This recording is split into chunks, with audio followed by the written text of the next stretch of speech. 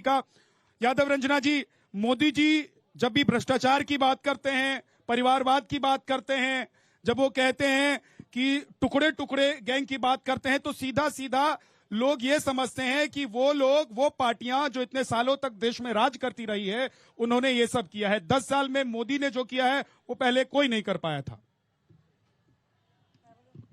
जी, 10 साल में मोदी ने जो किया है वो पूरा दुनिया देख रहा है। 70 साल में जो कांग्रेस अच्छा और किया है कि नहीं किया? बहुत बेकार किया है, बदहाल है। पूरी मोदी और नीतीश, दुनिया में तो लोग कह रहे हैं मोदी जी की डंका बज रही है। मोदी और नीतीश की यातनाओं से जनता त्रस्त है। देश के किससे त्रस्त है? मोदी और नीतीश की यातनाओं से जनता त्रस्त है। क्या क्या यातना है? बहुत सारी यातनाएं देख लिए। मणिपुर का मां नहीं बोलते हैं, महंगाई का मां नहीं बोलते हैं। जो आए थे अच्छे दिन लाने के लिए वो बदहाल दिन कर दिए। यहाँ बैठे हुए जनता सारी बताएंगी, एकदम बिल्कुल पिक्चर क्लियर हो गया है। वो क्लियर हार्ट से और क्लियर माइंड से नहीं चला रहे हैं, वो अडानी और अंबानी के कठपुतली बन के रह गए हैं। तो 10 साल में उन्होंने कुछ नहीं किया बेचने के अलावा। तो राहुल गांधी जी प्रधानमंत्री बनाएंगे आप लोग? जी, राहुल गांधी इंडिया अलायंस के हमारे प्रधानमंत्री हैं और न्याय। आप मान रही हैं राहुल गांधी? जी, राहुल गांधी। तेजस्वी जी मानते होंगे कि नहीं मानते होंगे नहीं पता मुझे। राहुल गांधी प्रधानमंत्री होंगे? जी, सुन लीजिए भैया, ये बक्सर की धरती से आप सुन रहे हैं, आरजेडी की नेता हैं, वो कह रहे हैं कि राहुल गांधी प्रधानमंत्री होंगे।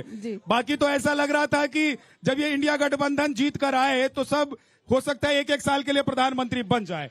लेकिन देखिए उधर संजय जी, उधर क्या नाम है, तेजस्वी यादव कह रहे हैं कि जनता इंसाफ कर रही है और बीजेपी साफ हो रही है। आप लोग कह रहे हैं 400 पार चले जाएंगे।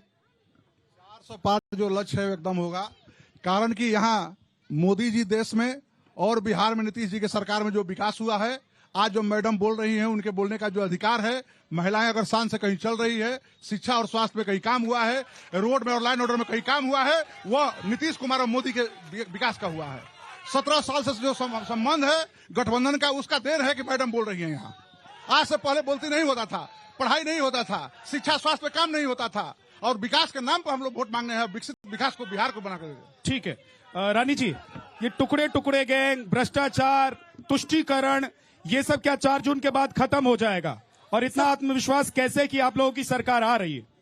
सबसे पहले तो मैं आप सबको नमस्कार करती हूँ, टाइम्स नाउ को भी वेलकम करती हूँ हमारी जन्मभूमि बक्सर की इस धरती पर। दूसरी बात, तुष्टीकरण की बात करने वाले लोग अगर सच में इस देश में हैं तो वो राजद और कांग्रेस की सरकार है। मैं बगल में हमारी महिला शक्ति को नमन करते हुए भी एक बात इनसे बोलूंगी कि इनकी आत्मा इनको धिक्कारती होगी जब ये मोदी को गाली देती हैं, जब ये मोदी के ये भूले नहीं कि यही वो बिहार है जहां शिल्पी और गौतम कांड को न्याय नहीं मिला, और ये वही देश है जहां निर्भया को न्याय मिला, और वो आदरणीय प्रधानमंत्री जी की देन है।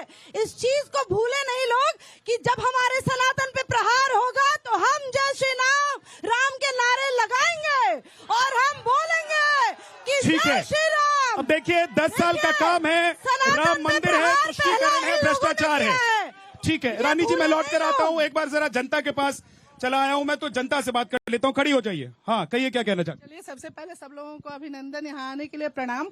ये हाथरस और मणिपुर क्या थी? उस दिन उनकी आंखें कहाँ थी जिस समय एक महिला के गुप्तांग में, मैं पूछना चाहती हूँ, जिस समय एक महिला के गुप्तांग में हाथ डाल के और पूरे परिवार के सामने उसको इस तरह किया जा रहा था जैसे दही का मंथन हो रहा है। ठीक जी, एक मिनट, थोड़ा बोलते हुए ये समझ में रखिए कि आप टीवी पर बोल रही हैं, लाइव बोल रही हैं, आप अपनी भावना व्यक्त कीजिए, लेकिन शब्दों में, भावनाओं में इतना संयम होना चाहिए कि जो आप बोल रही हैं वो सुनने में भी अच्छा लगे। जी भैया, बिहार के विकास के लिए बोले, अभी बक्सर से और कोचस तक रोड की हालात इतनी बुरी है कि ये लोग देखने नहीं जाते हैं, केवल डिबेट में ये लोग बोलेंगे।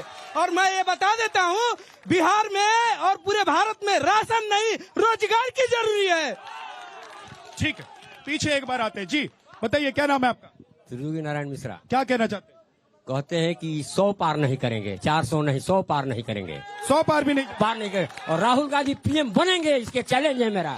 राहुल गांधी पीएम बनेंगे तो राहुल गांधी पीएम बन जाएंगे तो क्या कर देंगे? विकास होगा हमारा। किसका? धर्म के नाम वोट नहीं मांगते हैं, धर्म तो हमारा काम है, पूजा करेंगे, मंदिर हमारे घर में है, उस हमें बेरोजगार रोजगार चाहिए। हाँ? मोदी सरकार को जिताएंगे। मोदी सरकार जी कह रहे तो 100 भी नहीं जाएंगे। हाँ, कमल छाप हम जिताएंगे। हैं?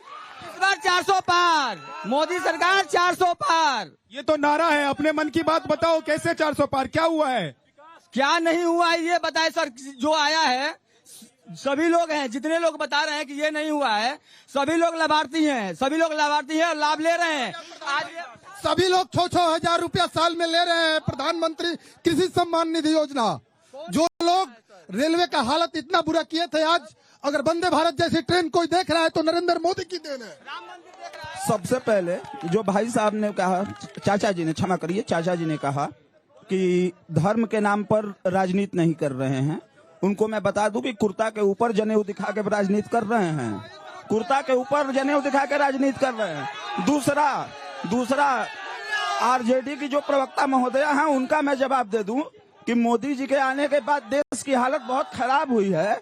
याद करिएगा वो दिन, आपको याद होगा, इसी बिहार में लड़कों को फ्रॉक पहना के रखा जाता था घर में, और शाम 5 बजे के बाद बक्सर से कोई अपने गांव नहीं लौट के वापस जाता था कि अपहरण हो जाएगा। ठीक है, एक सेकंड, मोदी है वो। बोलिए। ठीक है। मणिपुर की घटना पे कहा गया कि महिलाओं के साथ बदसलूकी हुई। हमारा जब वो राष्ट्रीय जनता दल की जब सरकार थी बिहार में, और एक आईपीएस ऑफिसर की पत्नी के साथ क्या किया गया है पूरा बिहार जानता है, उसमें कुछ जवाब देंगी हमारी। ठीक है। हाँ जी, क्या नाम है? सर, बिहार की जनता तो खास करके बक्सर की बात जहां तक है, बक्सर को हमेशा मूर्ख बना के ले गया।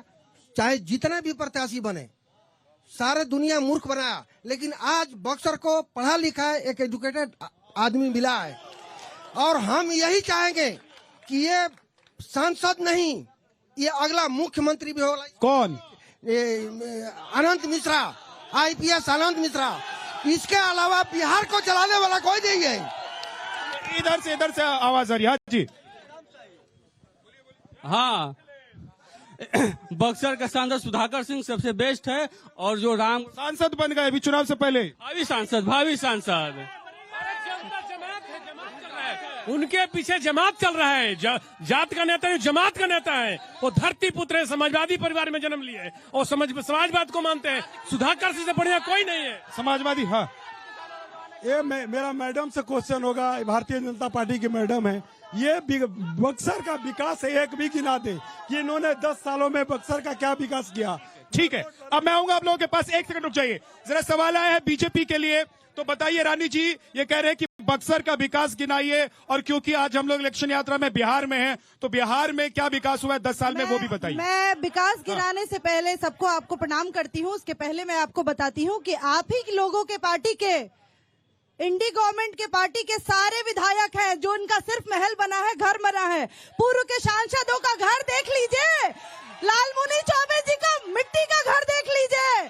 और हाँ, मैं आपको आगे बताती हूँ, आपके बिहार में 1 करोड़ से ज्यादा महिला, सुनिए भाई साहब, मैं बताती हूँ, राष्ट्रीय